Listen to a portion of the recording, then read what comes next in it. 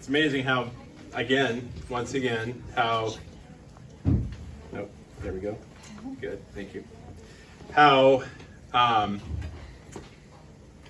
things that are totally disconnected from each other, things that, like in dealing with these processes of the going through and, the children's group and the Torah portions and the teaching and all these different things, how they all correlate, even though none of it is, it's all completely random, and God just somehow continues to correlate these kind of things.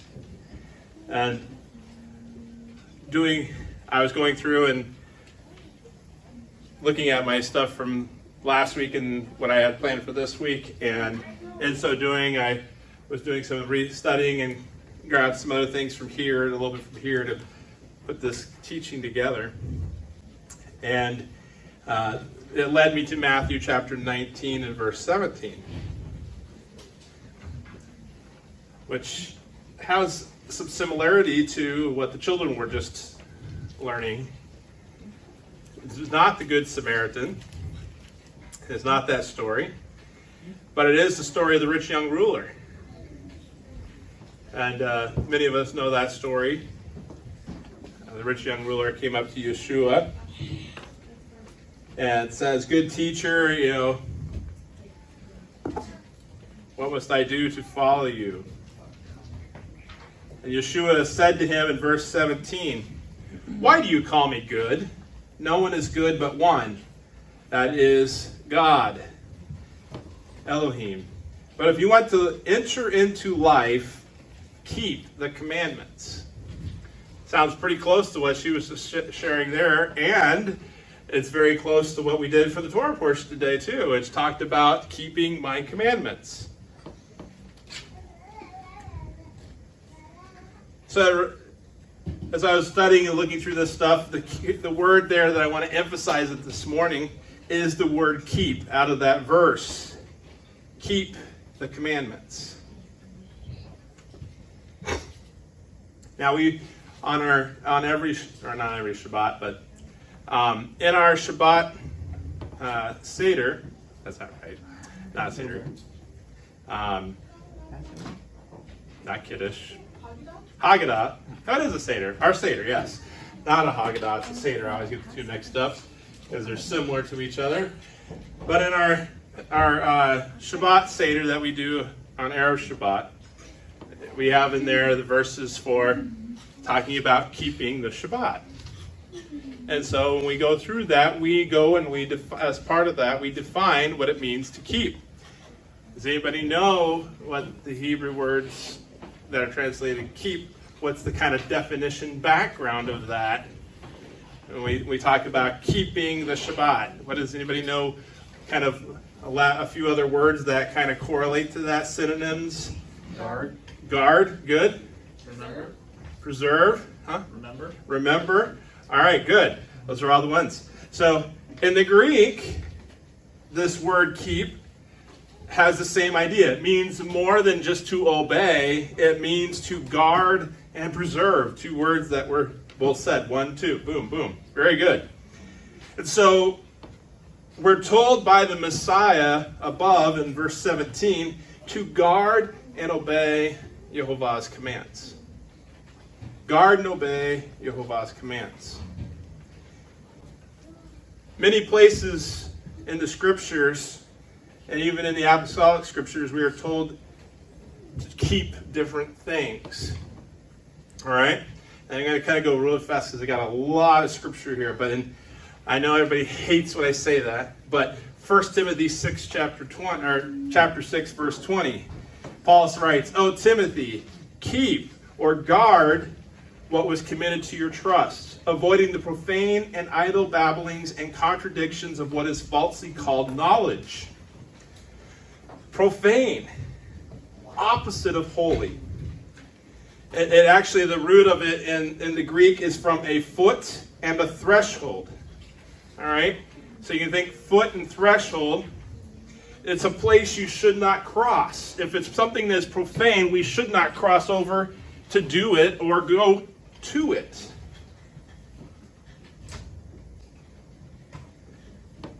So Paul here shares with Timothy to avoid profane and idle babblings and contradictions of what is falsely called knowledge. Knowledge there again is the term gnosis. And throughout Scripture, in the apostolic scriptures, we are constantly shared with by the apostles in their letters things against gnosis, knowledge, and especially knowledge that puffs up, knowledge that creates animosity, knowledge that brings about conflict, knowledge that goes against the Word of God and truth. All those things are things that Timothy was to avoid by keeping and guarding what he had trusted to him, which is the true word of God. James chapter 1, verse 27. Pure and undefiled religion before God and the Father is this, to visit orphans and widows in their trouble, and to keep oneself unspotted from the world. Keep oneself unspotted from the world. We see there in this whole context of what James is sharing that kind of an allusion to what Yeshua one time talked about with the weightier matters of the Torah. Mercy, justice, trust. Micah chapter 6, verse 8. And I like this verse, and I never can remember the first part of it. Anybody want to help me? He's showing you, old man. He is showing you, old man, what is good and what the Lord requires of you, but to do justice, which says justly in the King James, but is to do justice, love mercy, walk humbly before your God. All right? I oftentimes talk about the fact that that is another Old Testament version of a synopsis of the Torah. We oftentimes are told about the New Testament version of the synopsis of the Torah, which was what was talked about this morning, which is love God, love your neighbors. And it's not a new command, right? Everybody says, that's not a new command. Everybody say that. That is not a new command. All right? Love God, love your neighbors, not a new command. It is a synopsis of the commands. So is this. Micah 6:8 is another one. Here, James 1:27 is kind of that way too. That's why it says pure and undefiled religion, right? It's not kind of like what we think of religion today, where it's a new thing. Religion is the idea of the practice of what you believe and do. So in this instance, it would be the Torah, the teachings of God. So the way that you keep yourself unspotted from the world is by keeping Yehovah's commands. Now, he is not saying this is an if or an or, do this or that, which is oftentimes the way it sometimes is explained. If you want to do pure and undefiled religion, take care of the widows and orphans. That's where we stop, right?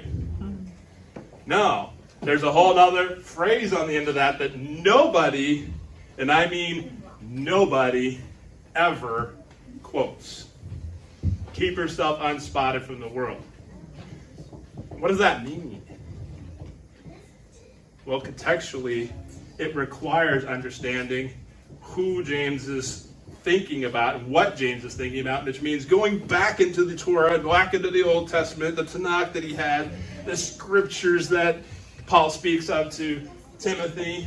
All scripture is given by inspiration of God and is profitable for doctrine, for proof, for correction, for instruction in righteousness. The man of God may be perfect, thoroughly finished under all good works. Right, kids? Perfect. Complete. Whole. Not profane.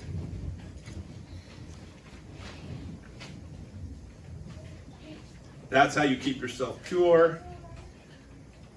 That's how you walk worthy of God and keep oneself unspotted, which goes on, actually, I got ahead of myself. 1 Timothy chapter 5, verse 22. 1 Timothy 5 and verse 22 says, do not lay hands on anyone hastily, nor share in other people's sins. Timothy, keep yourself pure. Now, this is the big leadership verse.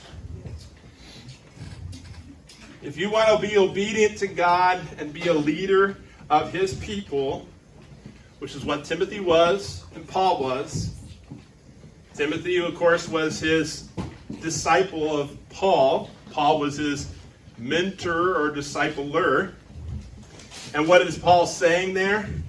First thing in that sentence, do not lay hands on anyone hastily. What does that mean? Do not make someone a leader hastily. Timothy, when you go and you're appointing leaders in all the congregations that I'm letting you go to, I'm going to start this congregation, I'm going on the next, you're coming in behind me, you're leading it, you're raising up faithful men, you're teaching them the Word of God, you're appointing them leaders, and you keep following me. And this is kind of like our way that we're starting new congregations and developing leadership around the whole known world in the Roman Empire at that time and spreading the Word of God. If we want to understand a good roadmap for how to grow congregations, that's the way congregations should be grown. Faithful men going out, starting congregations, teaching people, raising up leaders, training them, laying on hands, leading them to be elders of those congregations to continue to grow them in their communities. But the problem is one thing he says there, do not do it hastily. Why? Because if you do, you're not keeping yourself pure. You're not guarding yourself, because you're going to, if they are not godly men, and you think of it too hastily, you don't look and see their attributes and look and see that they are obedient to God, and look and see into their lives and the way that they treat their wives and the way that they raise their families and the way that they interact with their communities and the way that they interact with the Word of God, and are they faithful in teaching the Word of God and rightly dividing the Word of truth. If they cannot do all those things, then don't lay your hands on them and bring them as a leader, because they're not ready. And if you do, then you are culpable in their sin. Keep yourself pure. Ephesians chapter 4, verses 1 through 3.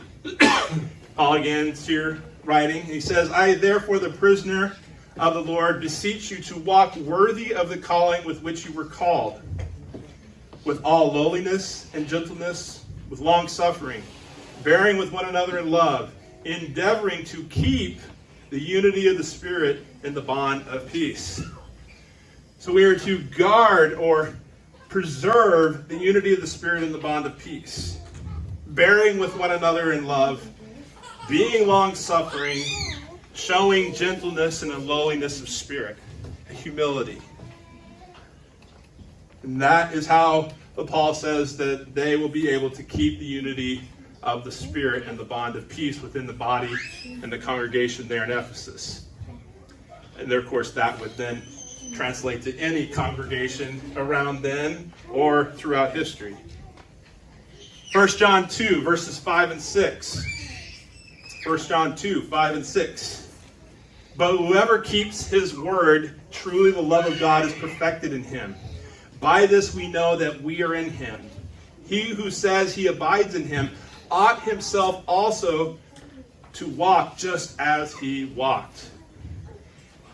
You know, I've read this verse before several times, reading through 1 John and different times and just contextually. I had never really caught that last bit there of verse 6. All right? But whoever keeps his word, truly the love of God is perfected in him. Most people, I think, would understand and grab that. But verse 6 there, by this we know that we are in him. He who says he abides in him, everybody read with me, ought himself also to what? Walk. Everybody will say that. Walk. Just as he walked. Say that. Just as he walked. Who's the he? Is it Paul or John? No. It's Yeshua, right? Very good. Those that answered that correctly. Awesome. So we see there that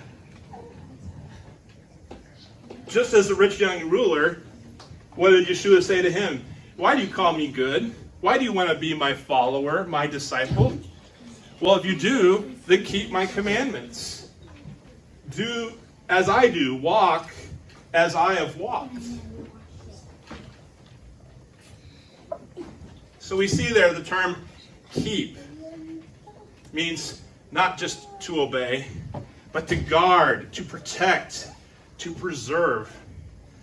I've noticed outside our window here that we've had some police officers driving up, and typically on the side of good American police officers, police cars, and police departments. What is it that usually is the saying that's on the side of their vehicles? To serve and protect, right? To serve and protect. I was thinking about this. We were talking about something about other countries and their concept of police, and we were thinking of one country in particular, and was thinking about the fact that their job is not to protect and serve, but to subvert and to control. You know, that's not what we're supposed to be doing. That's not the concept of keeping.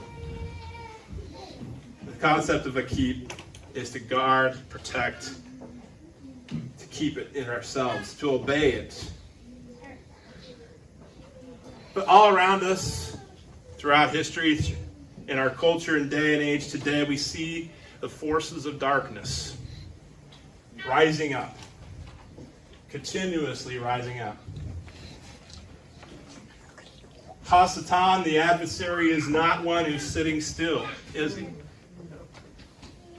And he constantly is seeking ways to subvert the people of God and to find the kinks in their the chinks in their armor and the cracks in their walls and in their foundations, so that he can wiggle his way in like a piece of ivy into the crack of a brick wall until it gets in there and it grows and expands that crack, and then the whole ivy goes inside and you can start seeing the ivy growing up and down the wall and breaking that whole wall down. You ever seen that in old English manor houses and stuff? They usually say that's the reason you don't want to have ivy on your side of your house. I saw it in a house I saw yesterday. You saw it in a house you saw yesterday. It smelled vaguely of plants throughout the whole house. A certain kind of plant? Oh, well, we won't go there. We won't go there. But the reality of the forces of darkness is they are making perpetual attacks against the spiritual and moral integrity of the disciples of Yeshua and the local bodies of Messiah throughout the world. And we, individually and corporately, must always be diligent to keep, guard, and protect these truths and live them out in our lives. The Apostle Paul in Romans 9 continues, as we will continue on in the study of chapter 9, addressing the value of the bloodlines of Israel, the descendants of Abraham, Isaac, and Jacob. And you're probably wondering how that connects to what I just got done saying in the introduction. Well, Romans chapter 3 verses 1 and 2, as Paul is constantly reiterating that this understanding of who the Jews / Israel are and their importance in God's plan, it says in verses 1 and 2, what advantage then has the Jew, or what is the profit of circumcision? Much in every way, chiefly because to them were committed the oracles of God. Chiefly, they had the oracles of God. We've already talked about this before. We've gone over it a bunch.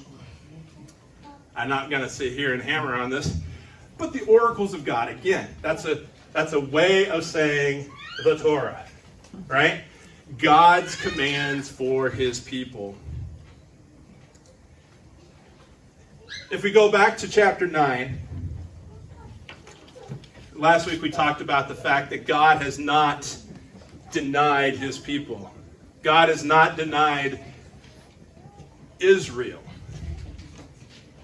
He has not denied those of the bloodlines of Abraham, Isaac, and Jacob.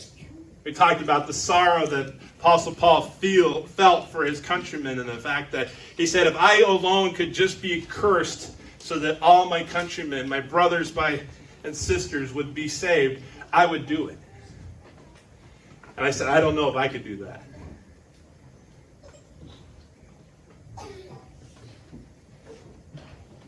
But we see as he goes on, he begins to hear in chapter 9 to mirror what he said back in Romans chapter 3. And he shares the blessings of the Israelites. The blessings of the Israelites is what we're going to be looking at right now in these verses. The tragedy of Israel's present apostasy is compounded because Israel has had so many advantages over the nations. Paul broaches this subject often in this letter to the Romans as he seeks to challenge and exhort the congregation in Rome, made up of Goyim and Yehudim, Gentiles and Jews alike. As we like to say today, they had great diversity. However, as is true today, with diversity comes a fair share of difficulty.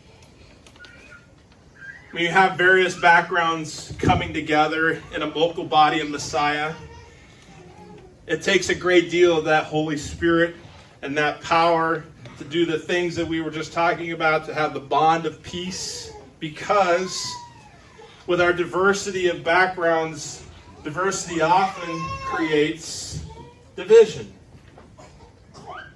As you can hear in there, they come from a similar root, don't they?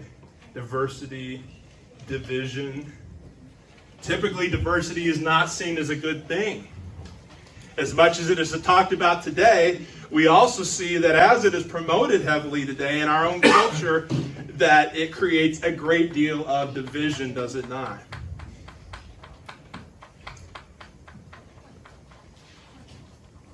And of course, you bring people from different backgrounds and different mindsets and different, shall we say, religious backgrounds, different cultures together, and you have them sit down and work together and play together and live together and eat together week after week and study together. Those divisions will show. That diversity will cause problems.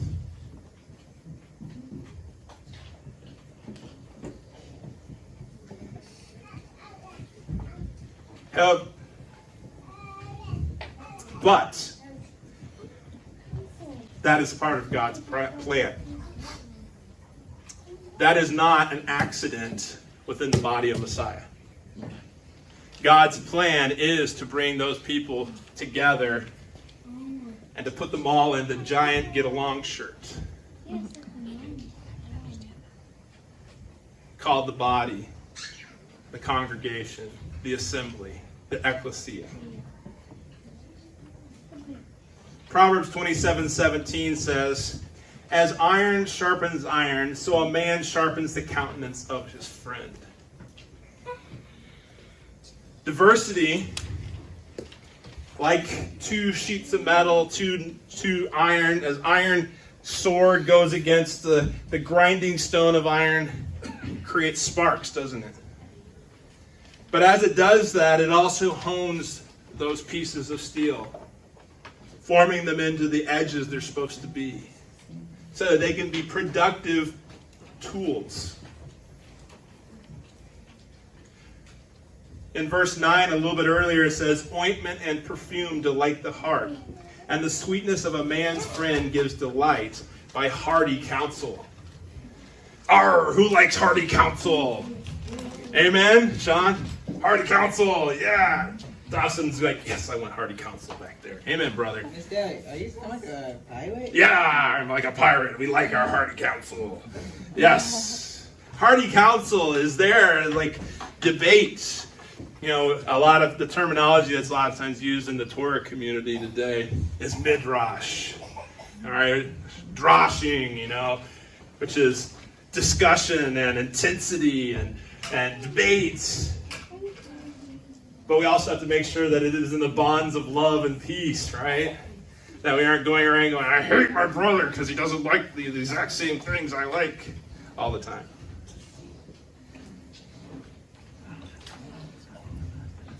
Romans chapter 2, verses 17 through 20 says, Indeed, you are called a Jew and rest on the Torah, and make your boast in God and know his will, and approve the things that are excellent, being instructed out of the Torah, and are confident that you yourself are a guide to the blind, a light to those who are in darkness, an instructor of the foolish, a teacher of babes, having the form of knowledge and truth in the Torah. So we see, what is the advantage that the Yehudim, the Jews, had? The oracles of God, the Torah. Chiefly in every way, this was an advantage. It seems the necessity of repeating these claims over and over again comes from jealousy or a clash of cultures within this congregation. As has been so often the case throughout history, disciples from the nations, foreigners, choosing to live among Yehovah's people, have arrogantly acted as if Yehovah Elohim has elevated the Goyim above the Yehudim. And now the Jews are second rate. On the other hand, we often see the Jews lorded over the Gentiles as superior simply due to their heritage. And it sure seems like this was going on in Rome, the congregation of Rome. First Torah-keeping, believing disciples of Rome congregation that Paul was writing to. Paul goes on, and I think he's striving to create this understanding between these groups and their diversity and bring them together in the bonds of peace, to bring them together in the reality of truth and who they are and what they are, to say we must delineate the cultures we come from and delineate ourselves from them in order to come together in a right way amongst ourselves. You know, I like to, we've talked about this before. I come from a Baptist background. Some people come from Nazarene, some come from Episcopalian, some come from Assemblies of God, some come from nothing at all, or a pagan background, and all sorts of things. And you know what? Those things have affected our character. They have affected our thought process. They have affected the way that we believe in the culture that we grew up in. And when they bring those things together, we are coming from different perspectives to this new thing.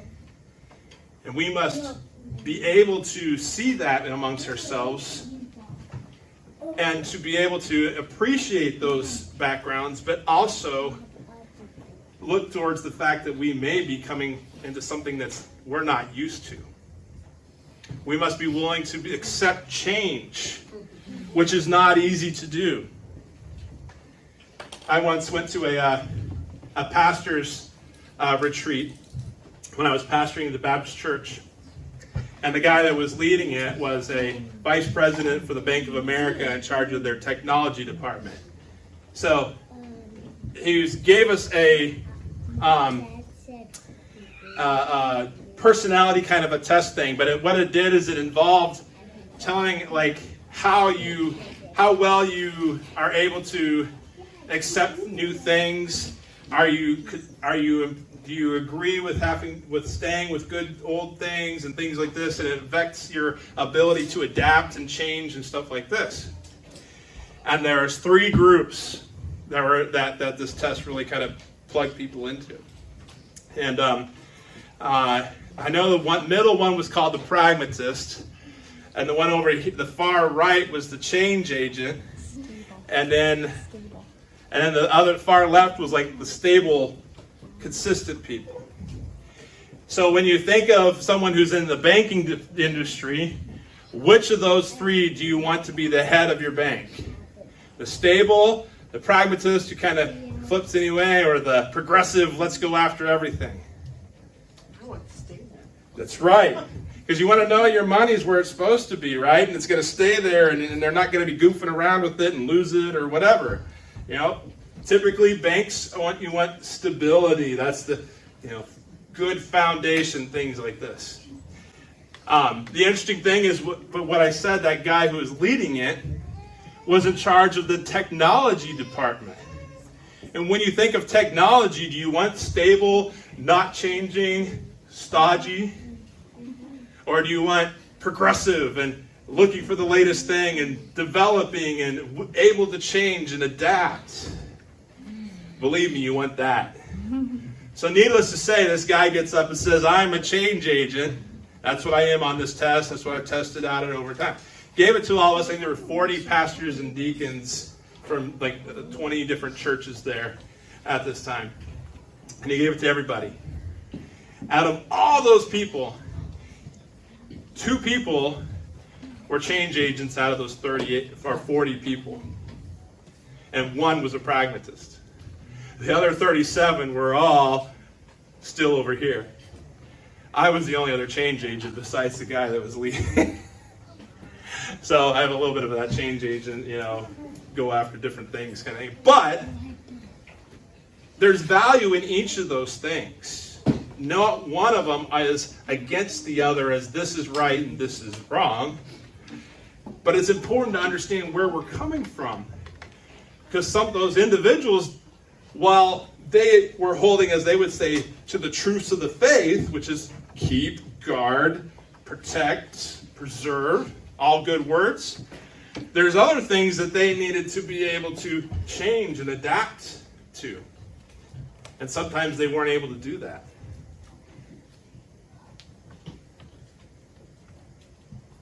So they were coming together, these people were working together, trying to do things from different cultures and stuff, and there was clashing going on, iron sharpening iron, all these kind of things. And Paul here wants to show the value of his people to this congregation and to others around them. And so in these next couple of verses 4 and 5, he lists 6 advantages that the Jews have. Very similar to what he said back in chapter 3. He says, For I could wish that I myself were accursed from Messiah for my brethren, my countrymen according to the flesh, who are Israelites, to whom pertain the adoption, the glory, the covenants, the giving of the Torah, the service of Elohim, and the promises, of whom are the fathers, and from whom, according to the flesh, Messiah came, who is over all, the eternal, blessed Elohim. Amen, as we talked about last week. So be it. This is who they are. Can't change that. They were made the children of Elohim. They were made the children of Elohim.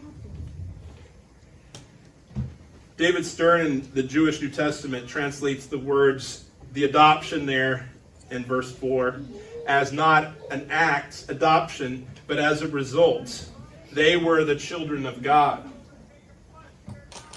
They were the children of God. So it wasn't saying that theirs is the adoption. He actually translates it that they are the children of God, of Elohim. I thought that was interesting, because it's not actually stated that way in the Greek. But he's bringing out the fact that it is not the act, but the result. They were made God's children. And that's stated explicitly in Exodus chapter 4 and understood throughout the Tanakh. In verses 22 and 23 of Exodus 4 it says, Then you shall say to Pharaoh, Moses, Thus says Jehovah, Israel is my son, my firstborn. So I say to you, let my son go, that he may serve me. Let my children go. Let my people go. The Greek word there used, adoption, in this verse, is the same one used to describe believers in Yeshua in the previous chapter in Romans 8 and verse 15.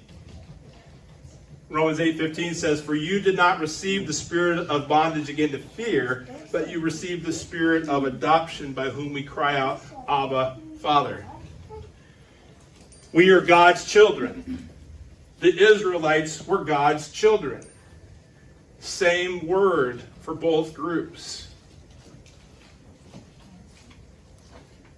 Paul here points that out as a positive of who the nation of Israel was. Theirs was the glory. Theirs was the glory. That little phrase there in the English doesn't capture the true flavor of Paul's remark. In the Mishnah, it talks about God's glory and calls it the Shekinah. Modern day English speakers call it the Shekinah glory. The Shekinah glory. You know, if I'm from the South and I'm preaching down the South, I say the Shekinah glory. But if you're saying it in the proper Hebrew, it's Shekinah, or the glory of God. The glorious presence of Jehovah. It's constantly present and visible in the pillar of smoke and fire in the wilderness. It was present in the tabernacle and in the temple. We hear about it when Solomon dedicated the temple, that it was the smoke that filled the temple was so thick and so powerful that the priests had to stop doing anything that they were doing with dedicating the temple. It's God's presence filled the entire thing. Having Jehovah visibly present was an obvious advantage to the Jewish Israelite people in helping them be aware of his work and ways. But I want to connect that a little bit to us. Hebrews chapter 1, verses 1 through 3 says, Elohim, who at various times and in various ways spoke in times past to the fathers, those are past Hebrew Israelite people, by the prophets, has in these last days spoken to us by his Son, whom he has appointed heir of all things, through whom he made the worlds, who being the brightness of his glory, his Shekinah, and the expressed image of his person, and upholding all things by the word of his power. Think about that. This is something that kind of, I don't know, just gives me like a headache about right here. When I think too hard about it. You know, you ever done that? That's where I think about the fact that Yeshua was on earth as a human being and suffering as like us with all the temptations. But at the same time, he was holding all things together by the word of his power. Does that make your head hurt? When he had by himself purged our sins, sat down at the right hand of the majesty on high. Some of you may have heard this before, probably a lot of you haven't. But there's a Latin phrase that is oftentimes used of this concept, the imago Dei, or the image of God. The image of God. Oftentimes it's talked about the fact that God's presence is in us. The Holy Spirit is actively working through those that are his true disciples. We see this throughout the scriptures. In Genesis 5:1, it says, this is the book of the genealogy of Adam. In the day that Elohim created Adam, he made him in the likeness of Elohim. The term likeness there in Genesis 5:1 is the idea of image. 1 Corinthians 11, verses 7 and 8. For a man indeed ought not to cover his head, since he is the image and glory, the image and the Shekinah of Elohim. But woman is the glory of man, the Shekinah of man. For man is not from woman, but woman from man. So we see there again, the image of God. Man is in the image of God. Colossians 3, verses 1 through 17. If then you were raised with Messiah, seek those things which are above, where Messiah is, sitting at the right hand of Elohim. Set your mind on things above, not on things of the earth. For you died, and your life is hidden with Messiah in Elohim. When Messiah, who is our life, appears, then you also will appear with him in Shekinah, in glory.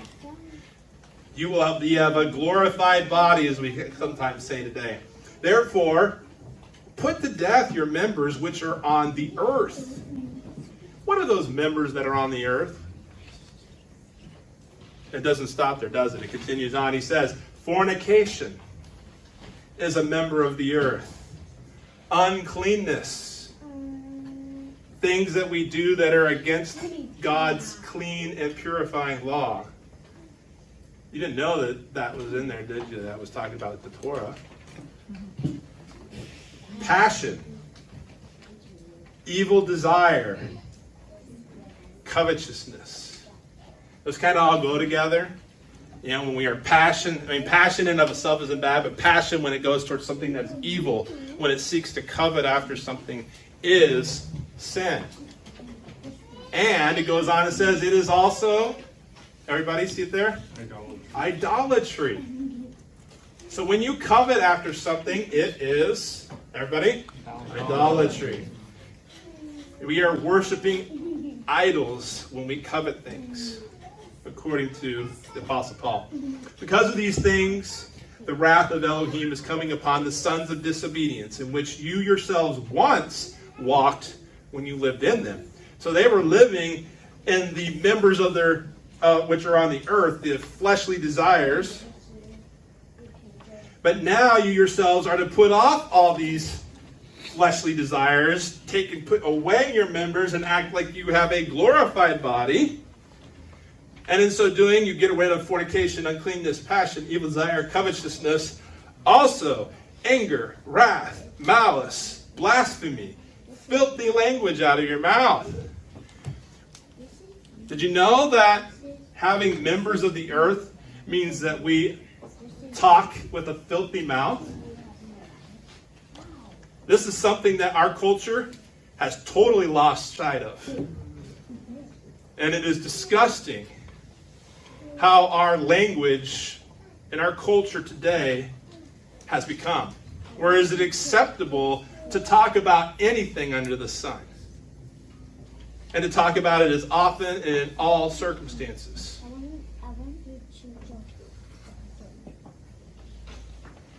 Apostle Paul says we need to put these things off if we are going to understand the glory, the Shekinah of what God wants us to be like. Do not lie to one another, since you have put off the old man with his deeds. You know that is a verse from Leviticus 19. And I didn't even see it until I was reading Leviticus 19 this morning. It actually says, do not lie to one another in there.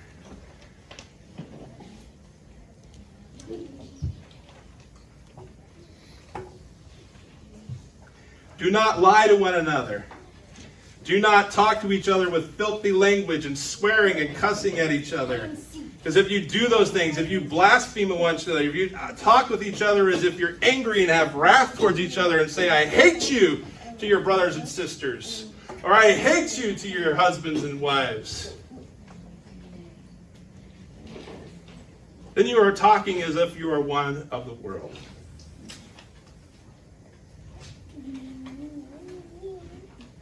But instead, in verse 10, put on the new man who is renewed in knowledge according to the image of God, of him who created him. Where there is neither Greek nor Jew, circumcised nor uncircumcised, barbarian, Scythian, slave nor free, but Messiah is all in all. That verse right there flips the whole diversity thing on its head, doesn't it?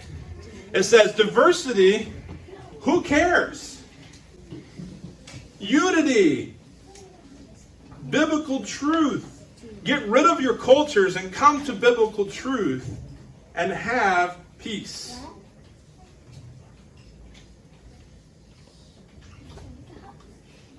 Therefore, verse 12, as the elect of Elohim, holy and beloved, put on the following verses. Tender mercies, kindness, humility, meekness, long-suffering, bearing with one another and forgiving one another. If anyone has a complaint against another, even as Messiah forgave you, so you also must do. if we acted in this way towards our brothers and sisters in Messiah. I'm not saying we aren't going to have conflicts. I'm not saying that we aren't going to have iron sharpening iron with sparks.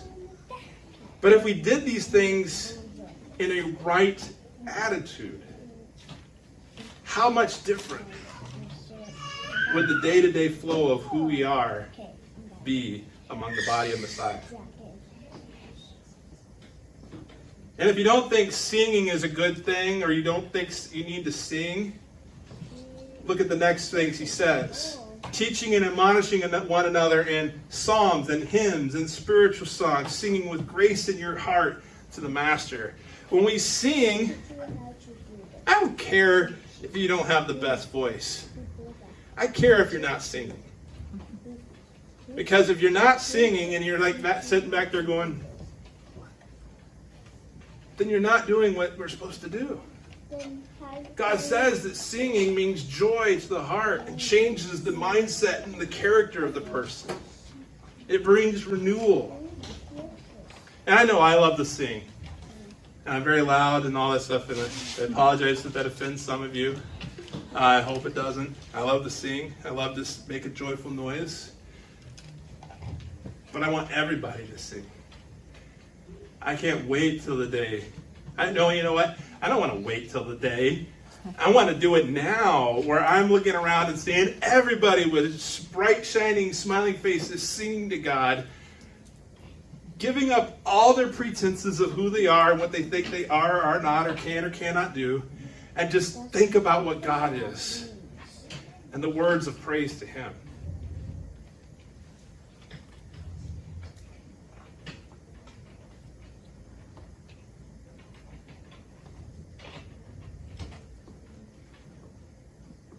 You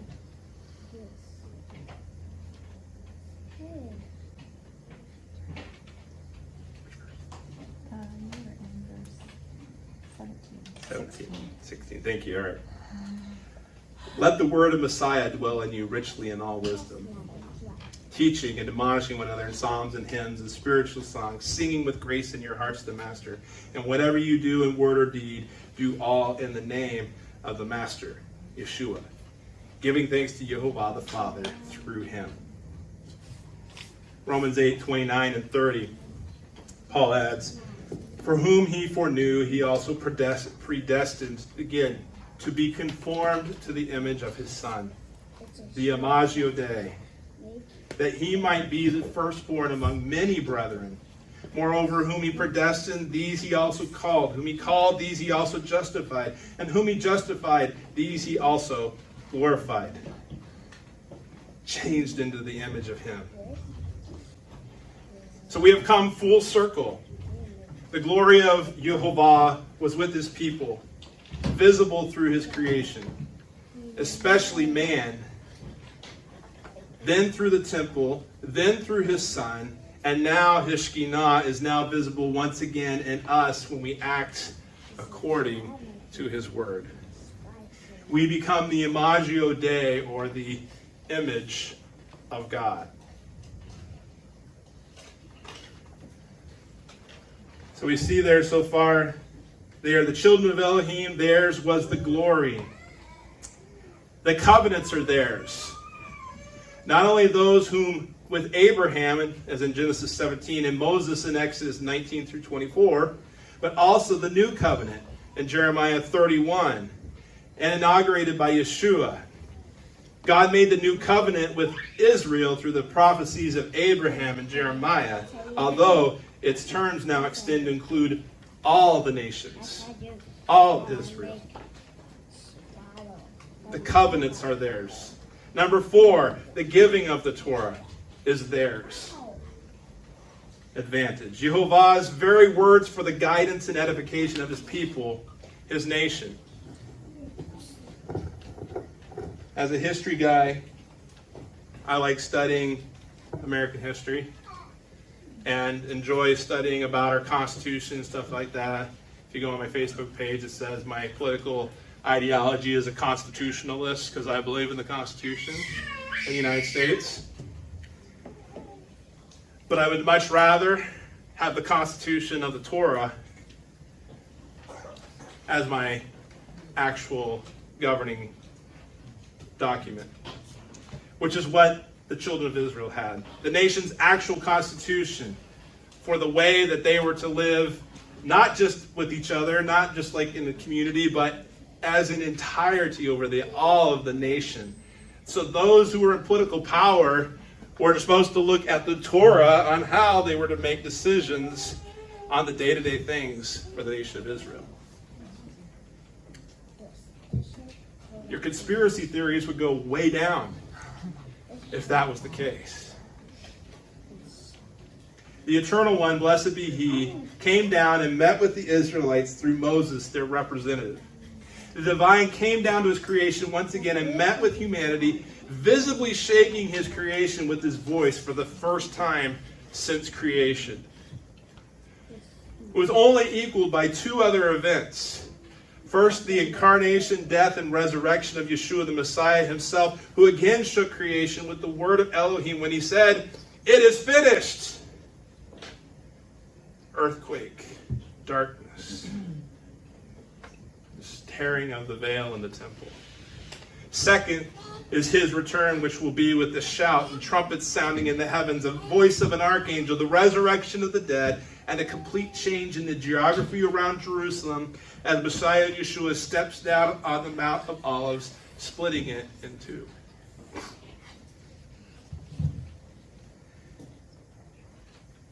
Theirs is the blessing of the giving of the Torah. The temple and its service.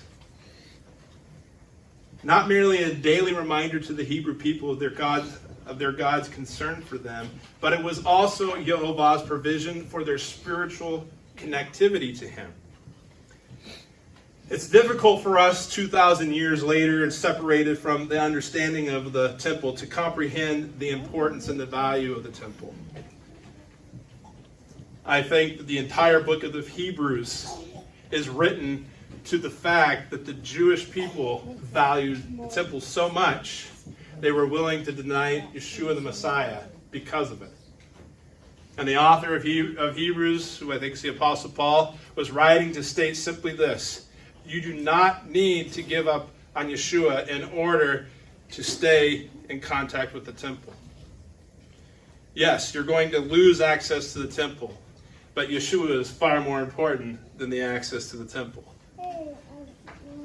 But the point of that is, that's how much they valued the temple and thought of it as the center of where they could communicate with God. I mean, think about that. We celebrate the feast today.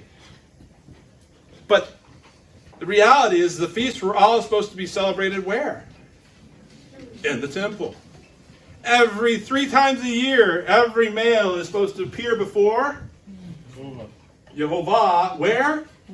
In his temple. Think about that. Far too many in the Torah community and beyond have stretched interpretation and application beyond the scriptures, I think erroneously, to spiritualize the temple and act as if it was permanently eradicated from Jehovah's plan and purpose for his people. Some go so far as to intimate that his people have permanently replaced the temple as the new temple, negating several prophecies as never to be fulfilled and inconsequential. However, as we see in Ezekiel's chapters 40 through 48, shows a great deal of the intricate details about a third temple yet to be erected, through which Yehovah will once again commune and communicate with his people. It'll be far larger than either of the first 2 temples, far more grand than either of the first 2 temples. This temple has yet to be built, but is promised through the visions of Ezekiel to once again flourish with the temple service and worship of his people. It will be a glorious temple of magnificent proportions with regular perfect sacrifices, the Messiah presiding, and with the glory of God, the Shekinah, visibly evident. the presence of God living in us at this time allows us to have a glimpse of this future glorious time. Due to the temple's destruction and dispersion of God's people, we today are called to be his temple. A structure of a variety of unusually shaped stones, neatly fitted together by the Spirit, supporting and being supported by one another, and the foundation and keystone, that is Yeshua himself. This symbolic representation of the temple sustains us in the dispersion of the body. But one day, the pinnacle of Yehovah's glory will be seen, heard, and felt once again from his holy mountain in Jerusalem. It will be filled once again with his glory and the Shekinah and the rejoicing of his people.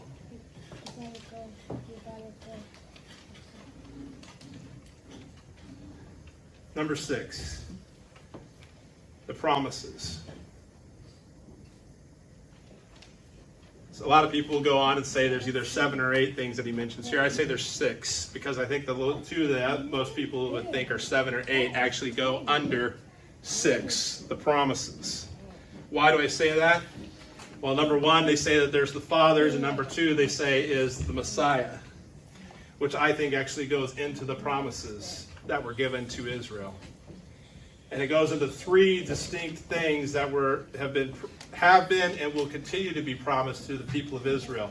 A land, a seed or a nation, and a blessing. A land, a nation, a blessing. The promised land, Yisrael, Zion, has been promised over and over again to Israel and to be the centerpiece of God's plan for this world. I could go through and talk about Numbers chapter 34, Genesis 15, Joshua 1, Ezekiel 47, which all speaks to these, Jeremiah 16, 14 and 15. Therefore, behold, the days are coming, says Yehovah, that it shall no more be said, Yehovah lives, who brought up the children of Israel from the land of Egypt. But Yehovah lives, who brought up the children of Israel from the land of the north, from all the lands where he had driven them. For I will bring them back into their land, which I gave to their fathers. Promise of a land. The promise of the nation of Israel. A seed. Genesis 15, Abraham was brought out by God and said, look up at the stars. Can you number them? No, you cannot. Don't even try. It's not 1,000. It's not 1,500. It's not even 100,000. And he says, so shall your descendants be. Exodus chapter 6 says, I will take you as my people and I will be your Elohim. Then you shall know that I am Yehovah, your Elohim, who brings you out from under the burdens of Egypt. Ezekiel 34 and verse 22 says, therefore I will save my flock, and they shall no longer be a prey, and I will judge between sheep and sheep. Verse 26, I will make them in the places all around my hill, Jerusalem, a blessing, and I will cause showers to come down in their season. There shall be showers of blessings. Verse 30, thus they shall know that I, Yehovah, their Elohim, am with them, and they, the house of Israel, are my people, says Yehovah Elohim. You are my flock, the flock of my pasture. You are men, and I am your Elohim, says Yehovah Elohim. Ezekiel 36 says, then you shall dwell in the land that I gave to your fathers. You shall be my people, and I will be your Elohim. The promise of a nation. Lastly, the blessing. All the nations will be blessed. From whom and through whom redemption, reconciliation, and ultimate victory will be completed.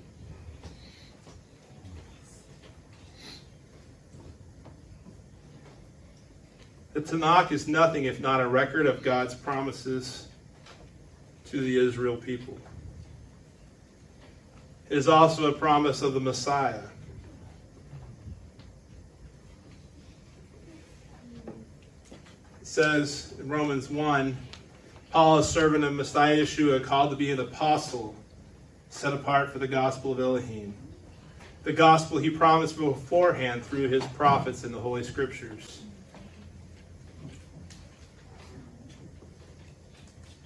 It says that the patriarchs are theirs. Abraham, Isaac, and Jacob founded the nation and received the aforementioned promises, and God's faithfulness to them guarantees the fulfillment of these promises. Galatians chapter 3, 6 through 8 says, just as Abraham believed Elohim and it was accounted to him for righteousness, therefore know that only those who are of faith are sons of Abraham. And the scripture, foreseeing that Elohim would justify the Gentiles by faith, preached the gospel to Abraham beforehand, saying, in you all the nations shall be blessed. So we see here these blessings, the fact that they were blessed to be God's people. They were blessed through the patriarchs and these promises to them and these covenants. They were blessed in the fact that the Messiah is coming from them. And they are blessed in the fact that all the nations will come under the umbrella of Israel and be blessed.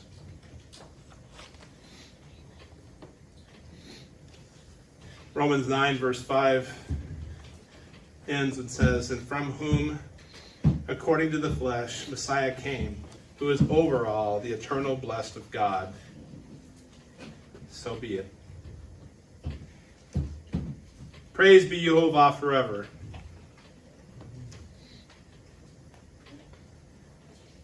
Through Israel, we have gained the value of Messiah. And through that adoption as sons into the children of Israel, the ability to have once again the image of God in our lives. But what happened to the children of Israel? They had all these things. What happened to them? Simply put, they did not keep his commandments. They did not keep his commandments. And in so doing, they were lost. They lost the ability to see their blessings. As the Apostle Paul says in Romans, and we'll go through this in a later date, but he says that the natural branches were cut off. Talked about in today's Torah portion that people are cut off from the children of Israel for refusal to do his commands, to keep his commands. Yeshua's words to that rich young ruler echo down through all the ages to us today. When we ask, how do we be a disciple of Yeshua? Simply put, it is, keep my commandments. Shabbat shalom.